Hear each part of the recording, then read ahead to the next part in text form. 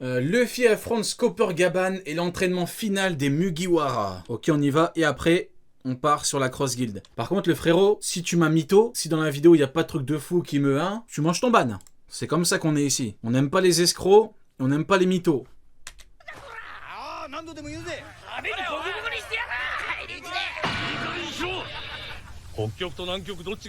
On se fiche de savoir quel pôle est le plus froid. Ah, ça c'était...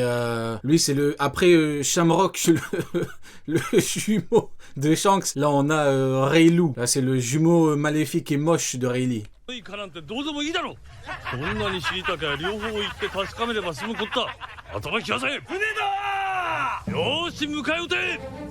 c'est Waylay. C'est Waylight.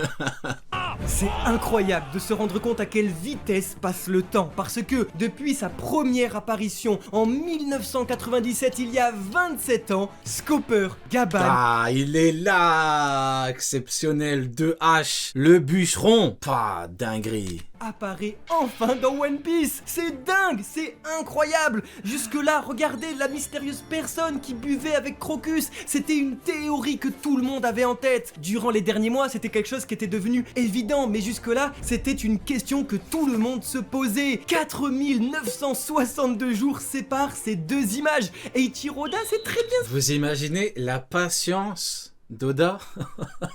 Vous imaginez? Parce que quand t'introduis un truc comme ça, en tant qu'auteur, tu te dis, bah forcément, je vais le mettre à un moment donné. Et le mec, il a continué, il a dessiné, il a dessiné, il a dessiné, et c'est que 500 ans après qu'il te le met. Non, c'est un truc de ouf. Ce qu'il fait. Il est fou. Presque 5000. Et c'est là où tu dis l'introduction, c'est pour ça qu'elle est, de mon point de vue, elle est exceptionnelle. Ça lui tenait à cœur. Jours, 13 ans et 6 mois séparent les deux seules apparitions de Scopper Gaban dans le présent de One Piece. Et ça veut tout dire, c'est pas rien. Je vous le jure, l'apparition de ce personnage, c'est absolument pas rien. On vous le disait, les membres de Lauro Jackson sont présents dans tout Grand Line à un point précis. Je suis désolé, hein. Pour une membre de Lauro Jackson sont présents dans tout Grand Line à un... C'est là où tu vois la différence. Je suis pas là pour lui chier dessus, hein, je vous préviens. Mais c'est là où tu vois la différence entre Feu, Barbe Viande et Roger. Tu vois rien qu'au niveau des équipages. C'est pas le même game. Roger, il tapait des 1 contre 1 contre le papa de Barbe Viande. Oui, vous pouvez pleurer. Oui, Zéla, t'es en train de pleurer. Pleure, frérot, pleure. C'est pas la même chose. C'est pas le même game. Il tapait des 1 contre 1 contre Xebec. Carrément, Xebec, tellement il est fou, il y a des gens qui l'appellent Shebek. Tu te rends compte ou pas? Est-ce que tu te rends compte? Tellement c'est un patron. Donc ouais, c'est pas la même chose. Tu vois, au niveau de l'équipage, Rayleigh, Gaban, tu sais qu'à son prime, Roger Prime, c'est pas la même chose. Tu lui parles pas comme si c'était... précis. Comme si tu pouvais taper 1 contre 1 facile avec lui. Pour une raison précise. Bon, après, je suis un batteur, j'appelle Barbe Viande, mais Barbe Blanche. Roger qui lance la grande ère de la piraterie sur East Blue. Un peu plus loin, pour accueillir sur Grand Line au Cap des Jumeaux, nous avons Crocus. Ensuite, à la moitié du chemin, sur l'archipel de Sabaody, nous avons Silver Rayleigh qui va entraîner le futur roi des pirates, qui va entraîner Luffy. Et maintenant, plus loin, nous avons enfin la médaille de bronze Scopper Gaban sur l'île d'Elbaf, qui aura beaucoup de choses à nous raconter, parce que oui, pour la première fois depuis le chapitre 500 et l'apparition du prince des bras droit du roi des pirates. Ténèbres, les Mugiwara rencontrent quelqu'un qui connaît le One Piece. Après la médaille d'or, après la médaille d'argent, dites bonjour à la médaille de bronze. Après le roi des pirates, après le prince des ténèbres, dites bonjour aux dévoreurs de montagne. Dites bonjour à Scopper Gaban qui n'est rien d'autre, je vous le disais les semaines précédentes, qu'un des premiers signes annonciateurs de la toute fin de One Piece. Ça fait 10 ans qu'on le répète, lorsque Scopper Gaban dira bonjour à Luffy. Honnêtement, je sais pas ce que les gens ont avec ça, en mode Gaban il est là, ça y est, c'est bientôt la fin. Moi je vois pas ça du tout comme ça. Je peux éventuellement comprendre, mais moi, pour moi il reste encore beaucoup d'années. Hein, on compte pas, on n'est pas en 2, 3, 4. De mon point de vue, c'est même plus que 5 ans. Puis on sera dans encore vraiment, on est large. Hein. Quand tu regardes Egghead qui dure 2 ans, tu prends rien que le flashback de Kuma, il a duré quoi? Quasiment un tome, je crois. Hein. Les frérots, on est large, hein, tranquille. Hein. Y a pas de souci. Endgame. Et Scopper Gaban, si comme Rayleigh ou Crocus est un ermite qui ne bouge pas de sa maison depuis plus de 20 ans, parce qu'on... Pour moi, en fait, Gaban, c'est juste... Il confirme une nouvelle phase de l'œuvre où ça va être encore plus fou. Pour moi, c'est plus ça. On sait maintenant que son enfant colon Mais bon, cette phase avait vraiment bien débuté avec Egghead et les doyens.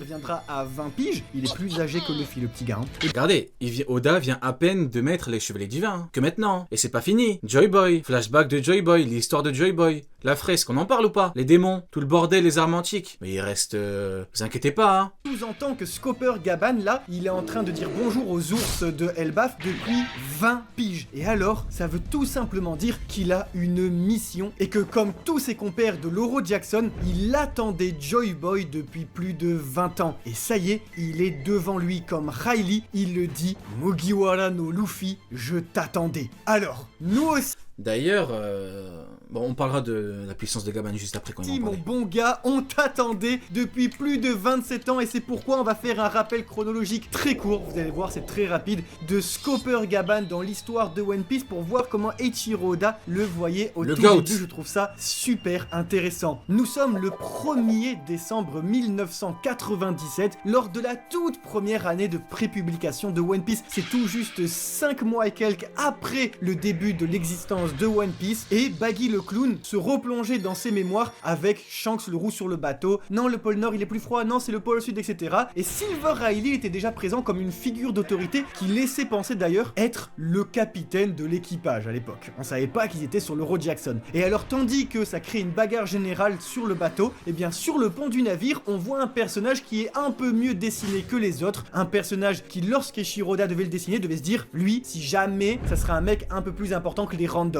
Des mèches de cheveux un peu stylées, des lunettes complètement opaques et surtout ces fameuses haches. Nous sommes au chapitre 19 de One Piece, hein, vous avez bien entendu 19, et après ça, silence radio. Silence radio jusqu'à 12 ans plus tard, nous sommes le 30 novembre Eh oui, avec le chapitre 0, oui. 2009, lors de la sortie du tout premier film One Piece supervisé par le maître mangaka, nous avions droit au... C'est quand même fou, hein. Oda, il t'a quand même fait le chapitre 0 pour le film, hein. Ça, c'est pour dire ce qu'il attendait du film, parce que un film, tu dis bon, en plus il est pas canon et tout, tu mets des persos canons, ça va. Mais si tu fais un chapitre 0 officiellement canon, tu dis c'est quelque chose, hein. Shiki, c'était vraiment, pour Oda, c'était vraiment quelqu'un. Au chapitre 0 de One Piece. Le chapitre 0 qui relate les histoires du monde tout juste avant la naissance Avec le fameux combat légendaire, hein, Shiki, Garp, Pengoku. de Luffy. Et entre autres, la fin de l'équipage de Roger. Et dans ces dernières péripéties, il affrontait Shiki le lion d'or. Alors Eiichiro Oda, qui avait dessiné ce mec chelou avec ses haches, l'a un peu plus développé et cette fois il a le droit même à une bulle de dialogue qui ressemblerait à celle d'un second. Après, en vrai, tu comprends pourquoi Shiki, pourquoi Shiki avait besoin d'une flotte, pourquoi Shiki avait besoin d'entourer le navire sur une mer. Rayleigh, Gaban, tu prends rien que, en vrai, bonne chance. Alors en plus, si tu mets Roger... De l'équipage comme Riley où il dit on n'arrive pas à raisonner Roger nous-mêmes, alors c'est pas toi, petit moussaillon Baggy, qui va réussir à le faire. À cet instant, Silver Riley avait enfin son nom dans le manga, mais ce mec-là chelou, toujours rien. Le 11 juillet 2011, 2 ans donc plus tard, Eiichiro Oda dessinait la fameuse page de couverture du chapitre 631 avec ce personnage qui buvait avec Crocus. Alors si l'on pouvait faire la théorie qu'il s'agissait d'un membre de Loro Jackson, eh ben on pouvait s'arrêter que là, parce qu'en réalité, on ne pouvait pas dire que c'était la théorie de Scopper Gaban qui boit avec Crocus, puisque simplement, on ne connaissait pas son nom. On était davantage plus sur Shiki le lion d'or, parce que je vous le rappelle, c'était quelques mois seulement plus tard, après la sortie de Strong World. Cependant, voilà, et c'est là que ça change tout. En 2013, 2 ans après la couverture du chapitre, dans le databook One Piece Deep Blue, Eiichiro Oda dévoilait 72 noms de personnages secondaires, hein, qui n'ont pas Le Databook Blue ? beaucoup d'importance. C'est dit d'ailleurs Vous êtes en train de me dire que le Databook Blue est officiel et que toutes les infos à l'intérieur sont canons ? Ok. dans le databook. Et Oh, je dis ça parce que j'ai vu quelques infos parmi en lien avec des épéistes. eux figurait Scopper Mais bon, on m'a toujours dit qu'il fallait pas prendre ça en compte. Gaban. J'ai également vu Marco, la puissance de Marco, vis-à-vis de la puissance des amiraux. Mais bon, apparemment, on m'a dit qu'il fallait pas prendre ça en compte, donc... écoutez, je préfère écouter ces gens-là plutôt qu'Eiichiro Oda qui dit que c'est canon, hein, moi je... Hein. Quelle ironie de le retrouver ici. Et à partir Marco a combattu des gars les amiraux, faut arrêter de pleurer.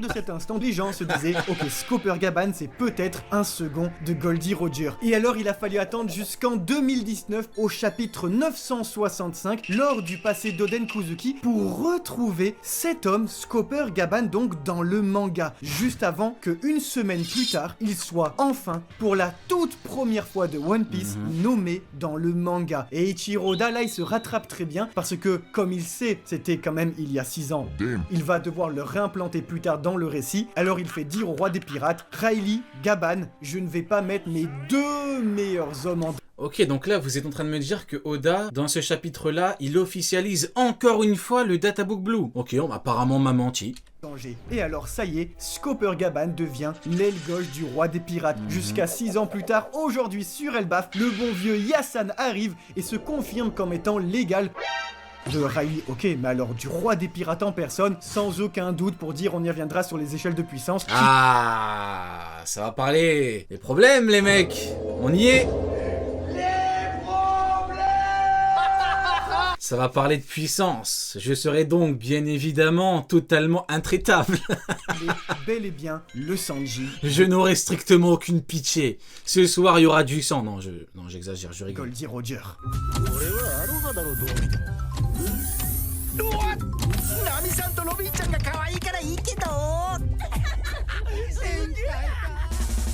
Vous l'avez compris, ce qui est dingue avec Scooper Gaban, c'est que en tout et pour tout, il est apparu 5 fois dans One Piece en 27 ans. Et la 5e fois, c'est aujourd'hui. Ça y est, l'aile gauche du roi des pirates fait enfin son apparition. L'occasion de se rendre compte à quel point il ressemble à un Sanji plus vieux. Chemise hawaïenne, short, énorme lover. Nous avons le reflet de Sanji chez Loro Jackson, tout comme Silver Riley était celui de Zoro, avec le même comportement, la même cicatrice, épéiste, second du roi des pirates, etc. On avait tous compris que Riley est égal Zoro, Luffy est égal Roger. Et alors tout naturellement, Sanji devait être Scooper Gaban. Et alors là, Le pouvoir de l'amour, les mecs. plus que jamais, Eiichiro Oda va même l'exprimer à travers Luffy, Scooper Gaban et Sanji plus vieux. C'est intéressant de noter le pattern également chez le maître mangaka des Peace and Lover, on peut appeler ça, qui ont la chemise un peu hawaïenne, puisque que ce soit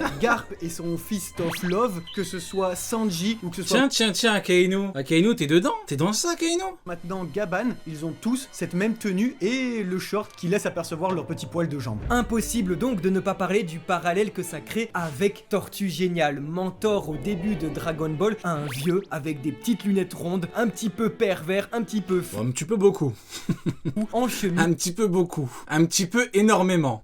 et en short. Après le décès récent d'Akira Toriyama, peut-être que Eiichiro Oda a décidé de revoir un petit peu son personnage de Scooper Gaban, du moins physiquement déjà, parce que là, la ressemblance, elle est quand même frappante. Mais alors, ce qui est très intéressant avec notre bon vieux Gaban et sa personnalité de lover, c'est qu'il a eu un fils, certes, Colon, qui a 20 ans, mais avec, on l'avait compris, Ripley, une géante. Nami pose enfin la question que tout le monde se posait, Attends. et avec, on l'avait Attendez. compris, Moi, j'ai les yeux, c'est du rayon X. Ripley, une géante. Comment ça? Qu'est-ce que ça veut dire? Comment ça? Moi, je sais pas, moi, je débarque. Qu'est-ce qu'ils sous-entendent, là? Les jumeaux. Hein? Qu'est-ce que ça veut dire? Nami pose enfin la question que tout le monde se posait, comment c'est possible? Comment c'est possible une telle chose? Parce que voilà. La réponse, elle est toute faite, c'est tout Bizarre. simplement grâce à l'amour. Et là, Scooper Gaban nous balance du lore. Il va nous expliquer que certaines races dans One Piece sont en réalité des hybrides. C'est le cas des boucaniers, des Dosun Dadas, des longs membres et des Wutan. Énorme révélation parce que jusque-là c'était des hypothèses, mais on peut donc savoir que la race de Bartholomew Kuma et de son père est un hybride, la rencontre de deux races. Forcément, on pense tout de suite à la rencontre entre un géant et un être humain, ce qui crée donc un être humain beaucoup plus costaud et qui fait pile la moitié d'un géant, 15 mètres pour un géant, 7 mètres pour un boucanier et environ 2 mètres pour un être humain. On aurait peut-être enfin la réponse pour Barbe Blanche qui, dans son faciès, son menton, sa tronche et sa taille, rappelle un boucanier. Sa force, sa taille vient Ouais, franchement, ça c'était une théorie qu'on avait appris quand on avait eu connaissance des boucaniers et tout, que je trouvais plutôt intéressante. Et en vrai, Oda, il peut très bien en parler un jour. Hein. Il peut très bien en petite vivre-carte qui sort en complément, du sang de boucanier, lié au boucanier. Ouais, pourquoi pas, franchement, ouais. De cette race hybride des boucaniers, croisement. Qui fait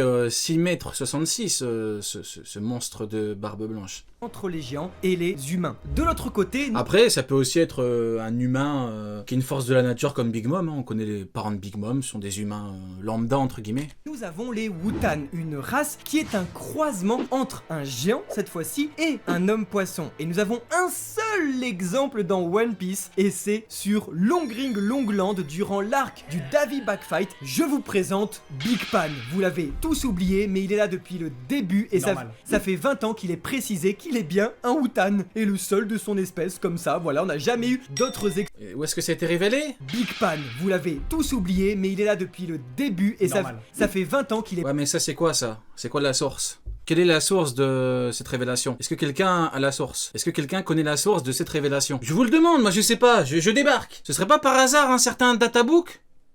Bleu? Non? Bizarre. On m'avait pourtant juré que...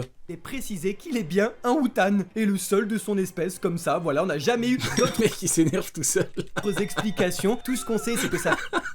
peau est visqueuse et qu'il est un géant parce que il est croisé homme-poisson géant. Mais on pourrait avoir d'autres exemples très intéressants de Wutan dans One Piece. En effet, on a 3 zigotos qui sont quand même assez bizarres. Bien qu'ils soient indiqués dans les vivres-cartes qu'il s'agisse d'hommes-poissons, les races changent souvent. Alors qu'ils ont tous les 3 des caractéristiques d'homme-poisson. Le premier flagrant, c'est quand même le monsieur sirène Neptune, hein, roi tout bonnement de l'île des hommes-poissons. Et bah le truc, c'est que le bonhomme fait 12 mètres. 12 mètres. Alors là, vous dites, ça fait combien 12 mètres et tout? C'est le double de Barbe Blanche, le double de Kaido. Donc le gars est gigantesque et pourtant il a une queue de sirène et ça expliquerait peut-être, voilà, pourquoi Shirahoshi aussi, elle est aussi énorme. Peut-être qu'au final, notre bon roi des hommes poissons est un Wutan. Second candidat, pas le moindre, Wadatsumi, notre pétard mouillé préféré, qui est absolument gigantesque, qui même laisserait penser que lui, au-delà d'être un Wutan, serait aussi peut-être un croisement entre homme poisson et tireur de continent démon géant antique, faisant de lui, comme son titre l'indique, le seul bonze des mers existant, un petit peu comme était Odd Junior, le seul dernier tireur de continent pur de son espèce.